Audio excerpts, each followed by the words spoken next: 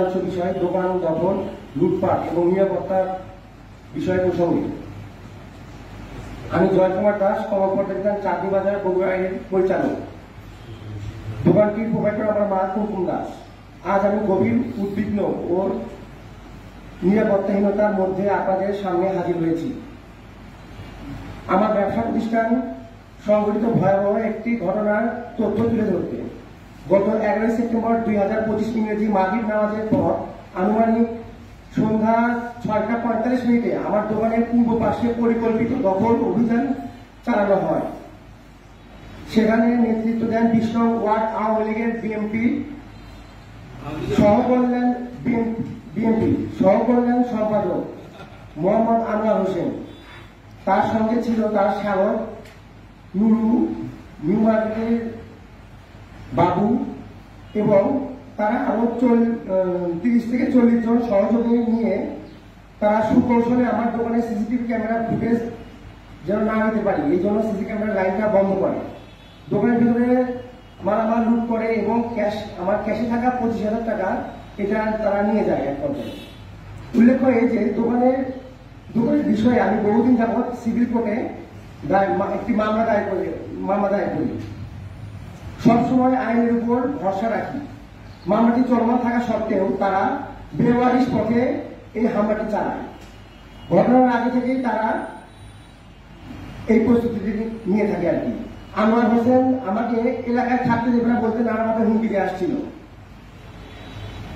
মার্কেটের ব্যবসায়ী ও স্থানীয়দের সহায়তায় আমি শেষ পর্যন্ত দখলকৃত জায়গা উদ্ধার করতে সক্ষম হই।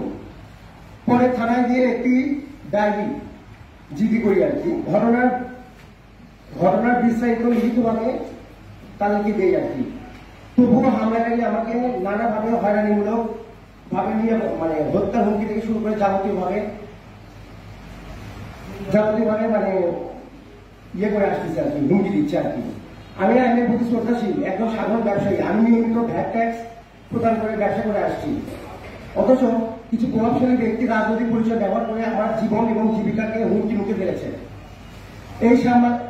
এই সংবাদ সম্মেলনে আমি প্রশাসন এবং আইন প্রয়োগকারী সংস্থা স্থানীয় জনপ্রতিনিধির কাছে আহ্বান জানাচ্ছি এই ঘটনাটি দ্রুত বিচার এবং তদন্ত শেষ করে দোষীদের আইনের আওতায় আনা হোক।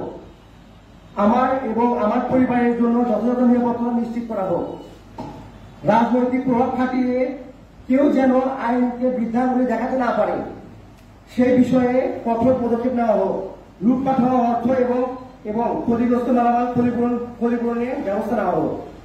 আমি আশা করি প্রশাসন স্বল্প সময়ের মধ্যে পদক্ষেপ নিয়ে সত্যি উদ্ঘাটন করবে এবং ব্যবসায়ীরা আরো নিরাপদ পরিবেশে কাজ করতে পারবে এরকম একটি পরিবেশ সৃষ্টি করবে।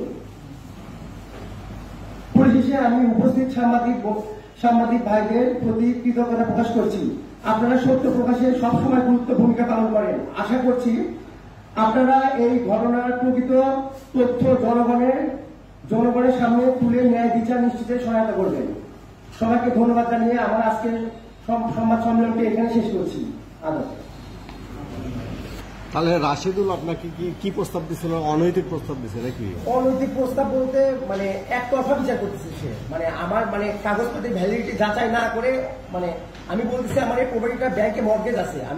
আপনি যখন চাইলে তো ব্যাংক থেকে কাগজ দিয়ে এসে দিতে পারবো না। আমি এরকম আমি যখন করি তখন সে আর কি টাল্টিমাল্টি করতেছে অন্যরকম ভাবে একতরফা সে বিচারটা একতরফা ভাবে নিয়ে যাচ্ছে।